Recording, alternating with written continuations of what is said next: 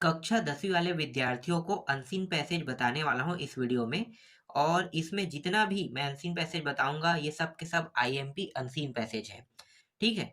पिछले बार जब मैंने 10वीं वालों को बताया था तो जिन बच्चों ने आईएमपी सूची पढ़ा है उन सभी का नंबर 80 से ऊपर आया है। ठीक है, प्रतिशत की बात कर रहा हूँ। 80 से अधिक प्रतिशत आया है। अगर आप भी इसे अच्छे से तैयार करोगे जैसा मैं कह रहा हूँ वैसा ही, तो आपका भी प्रतिशत ना 80 से अधिक आएगा। आपको कुछ नहीं करना है, जितने प्रश्नों को पढ़ने के लिए कहा कहा जा रहा है सिर्फ उतने प्रश्नों को पढ़ना है, अधिक को नहीं पढ़ना है। क्योंकि पिछले साल जैसा हुआ था वैसा ही इस साल भी होगा और वही प्रश्न आएगा जो पिछले साल आया था, उसी तरह से इस साल भी जो मैं बता रहा हूँ वही से प्रश्न आएगा। तो अच्छे से तैयारी करना। ठीक है, और मैं सबसे इसे सरल बना रहा हूँ आप लोगों के लिए। हो सकता है कि इंग्लिश आप लोगों के लिए सबसे टफ हो, संस्कृत सबसे टफ हो, हिंदी सबसे टफ हो, तो मैं सबसे सरल चीज आपको बता रहा हूँ, उसे सरल करके भी बता रहा हूँ कि उसमें एक्स्ट्रा जो प्रश्न है, जो फालतू प्रश्न है, उसको आपको नहीं पढ़ना है। ठीक है, तो मैंने कार्ड भी दिया है कि ये प्रश्न नहीं आएगा, इस प्रश्न को आपको नहीं पढ़ना है। तो जो प्रश्न पढ़ने के लिए दिया जाएगा सिर्फ उनको पढ़ना है। तो आईएमपी सूची में मैंने गणित का बता दिया है। ठीक है, 10 अध्याय तक साइंस का, 10 अध्याय तक आपका सोशल साइंस का बता दिया है। ये अभी चल रहा है इंग्लिश का। हिंदी का भी मैंने बता दिया है और संस्कृत बस बचा है। ठीक है, तो उससे भी बता दूंगा कि कैसे प्रश्न आते हैं। मैं एक फॉर्मेट बनाऊंगा और उसी के हिसाब से आपको तैयारी करना है। अगर आप और थोड़ा सा अच्छे से मेहनत कर लोगे तो मैं चाहता हूँ कि आप 90 प्लस के ऊपर रहें। 90 प्लस के नीचे आपको नहीं आना है। ठीक है, 90 प्लस के ऊपर जाओ। तो अक्सर ऐसा होता है, कई बच्चे जो है 90 प्लस के ऊपर चले जाते हैं। और जो बच्चे 90 प्लस के ऊपर या 80 के ऊपर गए हैं, ठीक है, वो सब अभी भी हमारे साथ ही है, अलग नहीं है। ठीक है, जुड़े हुए हैं। अब 11th में कुछ बच्चे 12th में चले गए हैं। ठीक है, तो आपको अपने हिसाब से जब तैयारी करोगे ना, तो जो मैं आईएमपी सूची बता रहा हूँ उसको आप पहले पढ़ लेना। ठीक है, वही प्रश्न आएगा और पेपर के लास्ट लास्ट समय में मैं आपको कुछ और महत्वपूर्ण प्रश्न बता दूंगा। लेकिन ये आईएमपी सूची में रहेगा वो प्रश्न, ऐसा नहीं कि आईएमपी सूची में नहीं रहेगा। थोड़ा सा और कम कर देंगे उसे। उस समय मैं पूरा रिसर्च करूंगा और रिसर्च करके बता दूंगा कि 100% यही प्रश्न आएगा। ठीक है, पिछले बार भी मैंने रिसर्च किया और रिसर्च करके बताया भी था लास्ट टाइम में। तो चलो मैं आपको दिखाता हूँ पैसेज। ये पैसेज आया था 2022 में आया था। ठीक है, 2022 में हिमालय के बारे में है। तो इसको पढ़ने की आवश्यकता नहीं। हिमालय के बारे में आप जितना चीज जानते हैं ना, देखो कोई भी स्क्रिप्ट या कहानी फालतू नहीं है, रियल कहानी है। तो रियलिटी के बारे में अगर जानते हो तो आप ऐसे उत्तर बना सकते हो। कैसे? देखो मैं इसके बारे में क्या क्या जानता हूँ। ये प्रश्न कर रहा है, प्रश्न क्या कर रहा है, the Himalayas are in the. ठीक है, इसका मतलब है कि ये हिमालय जो है किस दिशा में है कह रहा है, मतलब कहाँ है कह रहा है। तो यहाँ पे देखो, north of India, west of Kashmir, east of India, south of Uttar Pradesh. तो ये जो है ना, ये ना तो कश्मीर में है, ठीक है, और ये पूरी तरह से इंडिया में भी नहीं है।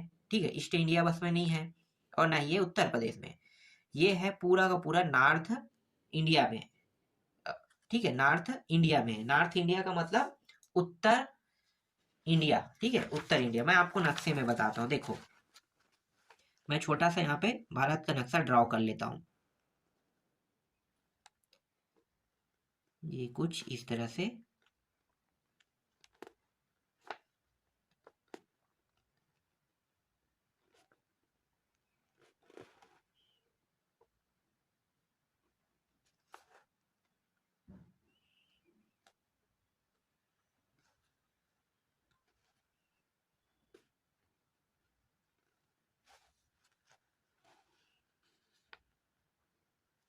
देखो ये भारत का नक्शा हो गया। अब हिमालय कहाँ पे है? मैंने क्या कहा, उत्तर में। तो ये यहाँ से ना शुरू होके हिमालय पर्वत, ठीक है, इसे ऐसे कर लेते हैं, ये इस तरह से आकृति। तो ये इस तरह से आकृति जो आपको दिखाई दे रहा है, ये हिमालय पर्वत की आकृति है। ठीक है, ये इस तरह से यहाँ तक जाएगा। फिर ना ये मुड़ गया है। ठीक है, मुड़ा कहाँ पे? यहाँ से ऐसे। ठीक है, ये इस तरह से मुड़ते हुए नीचे की ओर आ गया। तो ये सिर्फ यही एरिया बस में नहीं है, लेकिन हम मुख्य रूप से हिमालय को मानते हैं इसको, ना कि इसको। इन सभी को ना हिमालय की श्रेणियां मानी जाती है, लेकिन इसे दूसरे नामों से जाना जाता है। तो ये कौन से दिशा में है? उत्तर में। ये कौन सा है? पूर्व है ना, पूर्व को हम कहते हैं ईस्ट कहते हैं, इसको हम क्या कहेंगे? वेस्ट। ऊपर को नॉर्थ और नीचे को साउथ, ठीक है। और ये क्या है? इंडिया है। तो हिमालय कहाँ पे है? नॉर्थ इंडिया में। तो उत्तर क्या रहेगा? नॉर्थ ऑफ इंडिया रहेगा। समझ में आ गया? चलो, इसके बाद है the highest peak is. Highest peak, peak का मतलब होता है ऊंची श्रेणी। तो क्या है भाई? Mount Everest. अगर पूछा जाता कि ये माउंट एवरेस्ट कहाँ पे है, तो भारत देश में नहीं है, सबसे ऊंची चोटी है। कहाँ पे है? नेपाल पे। यहाँ पे है माउंट एवरेस्ट। ये जो चोटी है ना, यहाँ पे, ये वाला चोटी थोड़ा ऊपर बड़ा कर देते हैं, तो यही क्या कहलाएगा? Mount Everest. माउंट एवरेस्ट सबसे ऊंची चोटी माउंट एवरेस्ट है। ये माउंट एवरेस्ट विश्व की सबसे ऊंची चोटी है, पता है। इसके बाद आता है K2 आता है, गाडविन आस्किन K2 के नाम से जानते हैं। तो K2 जो है ना, ये यहाँ पे है, इसको हम K2 कहते हैं, गाडविन आस्किन K2। ये पीओके में है, पाक अधिकृत कश्मीर। भारत का हिस्सा तो है, लेकिन अभी कब्जा करके कौन रखा है? पाकिस्तान रखा है ना, तो ये है। इसके बाद ये सिक्किम है, ये भारत का राज्य है, पूर्ण रूप से भारत का हिस्सा है। तो यहाँ पे है कंचनजंगा।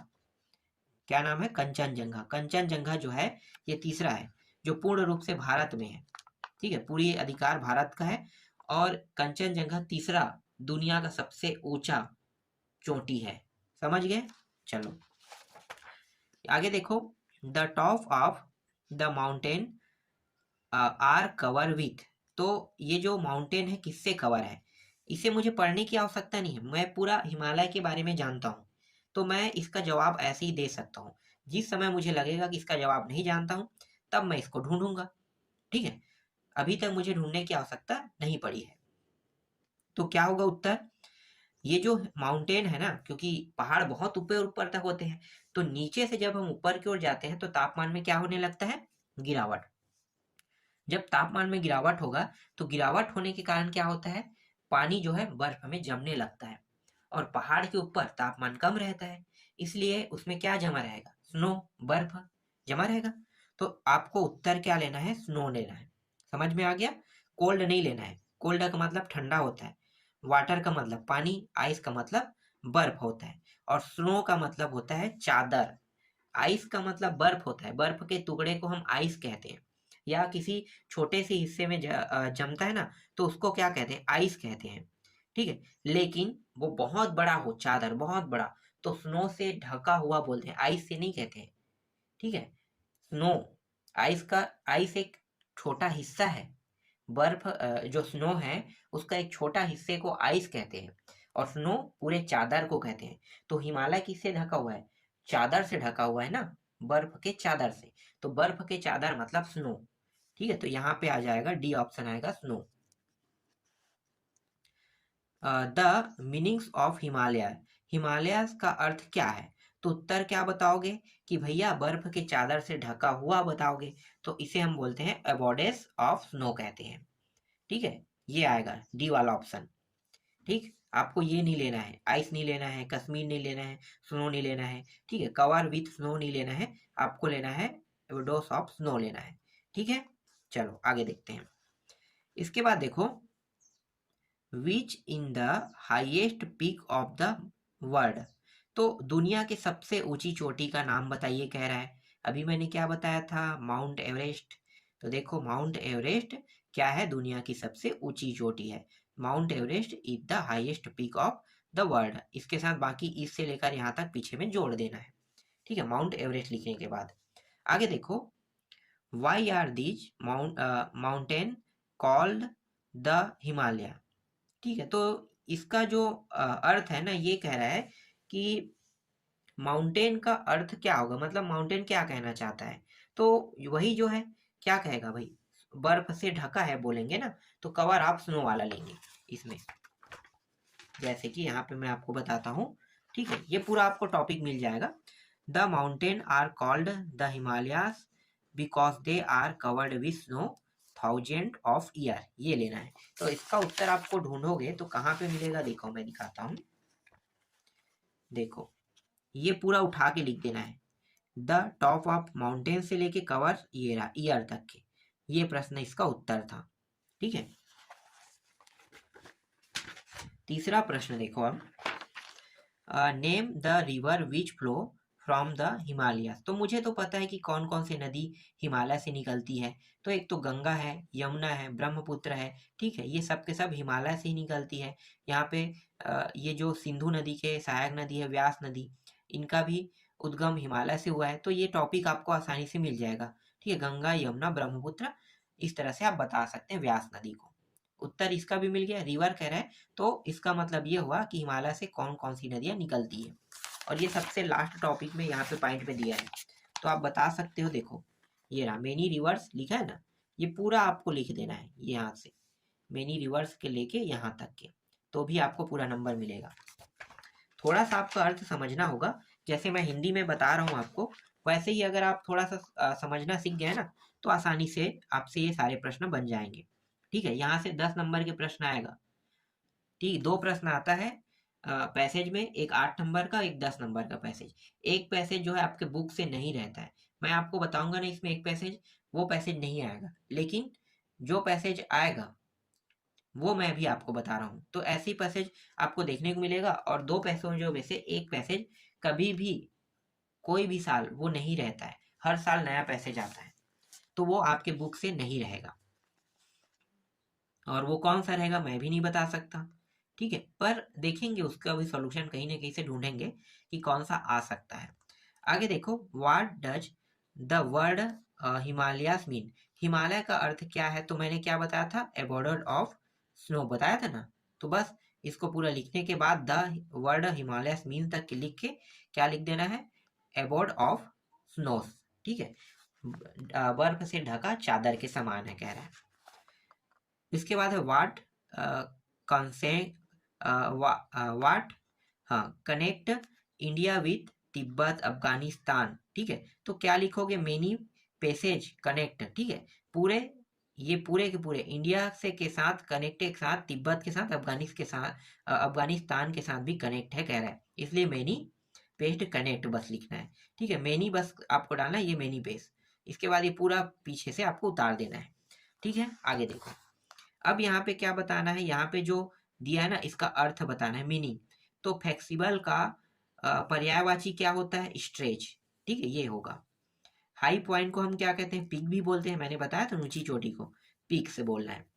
तीसरा क्या है, house of ice, house of ice को बोलते हैं कवर विथ स्नो बोलते हैं। और चौथा है a narrow opening between hill side, तो यहाँ पे आ जाएगा पैसेस आ जाएगा। ठीक है, आगे देखो, अब ये वाला जो पैसेज है ये मिल्क वाला है। ठीक है, तो दूध में क्या क्या पाया जाता है, शुगर, ठीक है, water, fat, calcium, vitamin and protein पाया जाता है। इसको भी मैंने आपको पढ़ के बताया था और समझाया भी था, तो मुझे अभी भी याद है इसकी कहानी, तो मैं इसको देखूंगा नहीं, डायरेक्ट इसमें भी प्रश्न के उत्तर पे चले जाते हैं। ठीक है, तो Khalistan is the chief source of milk of the cold European country. Cold जो यूरोपियन कंट्री है, ठीक है, ठंडा क्षेत्र, ठंडा क्षेत्र की बात कर रहा है, तो ठंडे क्षेत्र के लोग किस जीव के दूध को पीते हैं कह रहे हैं, तो उत्तर में आपको लेना है काऊ लेना है। ठीक है, यूरोपियन कंट्री जो है ठंडा कंट्री है, और यहाँ के लोग काऊ के दूध को पीते हैं।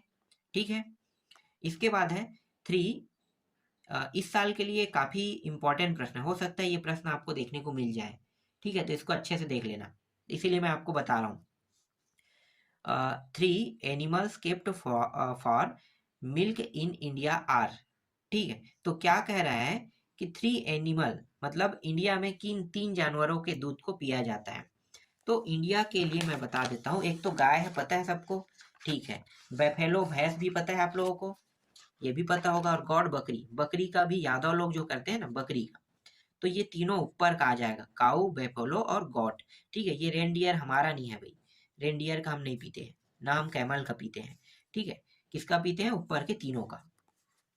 Reindeer are the source of milk in, तो ये जो रेनडियर है इसके दूध को कौन पीता है, तो नॉर्थ अमेरिका के लोग पीते हैं, क्योंकि वहां पे जो ठंडा क्षेत्र है ना, तो ठंडा क्षेत्र में जैसे गाय है, ठीक है, इस प्रकार के जीव वहां पे नहीं होते। तो ठंडा क्षेत्र में ठंडा जीव रहेगा, तो ठंडा जीव कौन रहे? रेनडियर। ठीक है, सेंटा क्लॉज जानते हो आप लोग?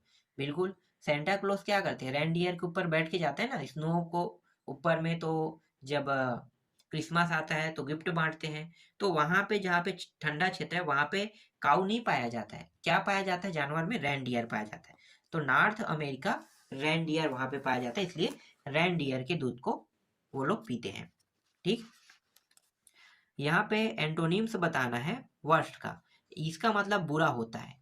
ठीक है, तो बेड का मतलब भी बुरा होता है, लेकिन सिनोनिम्स नहीं पूछा है, एंटोनिम्स पूछा है, इसलिए बेस्ट होगा, अच्छा। ठीक है, इसका मतलब बुरा तो इसका मतलब अच्छा होता है। इम्फेंट मीन्स, इम्फेंट का मतलब होता है छोटा बच्चा। ठीक है, छोटा बच्चों को हम बोलते हैं। जैसे किसी जीव के छोटे बच्चे, जैसे गाय के छोटे बछड़े को क्या कहेंगे? इन्फेंट बोलेंगे ना। तो इन्फेंट, तो उसी को बच्चे को क्या कहते हैं? चाइल्ड कहते हैं। तो आपको यहाँ पे आंसर लेना है, चाइल्ड लेना है। आगे देखो, ट्रू और फॉल्स बताना है। तो milk is not useful for wrestler कह रहा है। तो क्या ये सही कह रहा है कि रेसलर को दूध नहीं पीना चाहिए? ये गलत कह रहा है, इसलिए ये कथन क्या है? फॉल्स है। सही तब होता जब ये कहता कि रेसलर को दूध पीना चाहिए, तब क्या होता? सही होता। लेकिन यहाँ पे नॉट लगा है, इसलिए ये कह रहा है कि रेसलर को दूध नहीं पीना चाहिए, गलत है। जो भी जिम जाने वाला व्यक्ति, रेसलिंग करने वाला व्यक्ति, जिसको पावर ज्यादा चाहिए, उनको तो दूध अधिक से अधिक पीना चाहिए। इसीलिए ये कथन में नहीं कहा है ना, तो ये गलत है। इसके बाद देखो, Eskimos live in very cold country कह रहा है। ये भी रेनडियर की बात कर रहा है। ठीक है, जो ये स्कीमोस नाम का जो रेनडियर है ना, वो कोल्ड कंट्री में रहता है। बहुत सही बात कह रहा है। मैंने अभी क्या बताया कि नॉर्थ अमेरिका के लोग रेनडियर के दूध पीते हैं, क्योंकि वहां पे गाय को नहीं पाला जा सकता, क्योंकि गाय गर्म एरिया में रहता है, ठंडे एरिया में नहीं रहता है। तो ठंडा एरिया में रहने के लिए ठंडे एरिया वाले ही जीव का ही दूध पिया जा सकता है, और वहीं पे ठंडे एरिया में जो जीव रह सकता है उसी से ही दूध मिलेगा। ठीक है, तो रेनडियर रहता है।